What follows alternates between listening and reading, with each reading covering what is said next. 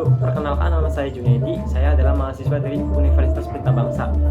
Pada kesempatan kali ini saya akan menjelaskan tentang perdagangan internasional. Apa sih perdagangan internasional itu?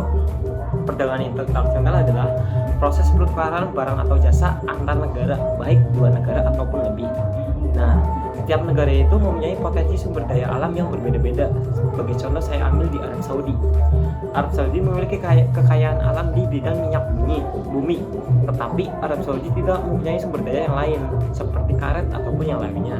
Sementara di negara kita, di Indonesia, ada sumber daya karet, dan Indonesia masuk ke 21% produksi karet di dunia. Perbedaan sumber daya alam tersebut antara Arab Saudi dan Indonesia menyebabkan terjadinya perdagangan internasional.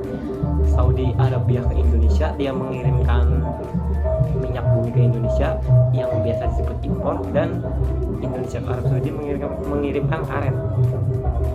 Nah, terjadinya perdagangan internasional itu menimbulkan adanya kegiatan yang disebut ekspor dan impor.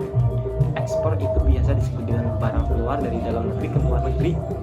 Biasa pelaku kegiatan ekspor disebut dengan eksportir, dan impor adalah barang masuk dari luar negeri ke dalam negeri. Pelaku impor biasa disebut dengan importir. Nah, sekarang kita akan masuk ke tema faktor yang mendorong perdagangan internasional. Ada beberapa faktor yang mendorong perdagangan internasional. Yang pertama yaitu sumber daya alam. Sumber daya alam bisa dipengaruhi oleh beberapa hal. Contohnya adalah luas daerah, iklim, ataupun letak di bumi dengan di khatulistiwa. Yang kedua yaitu sumber daya manusia. Semakin tinggi sumber daya manusia di suatu negara, maka negara tersebut bisa menghasilkan produk ataupun jasa berkualitas yang lebih tinggi.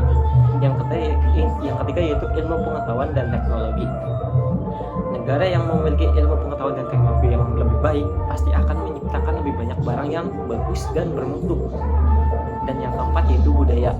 Budaya di sini kita contohkan adalah batik, di mana negara luar sangat tertarik dengan batik-batik di Indonesia, ataupun keramik Cina, di mana keramik Cina itu sangat populer dan diminati oleh negara-negara lain.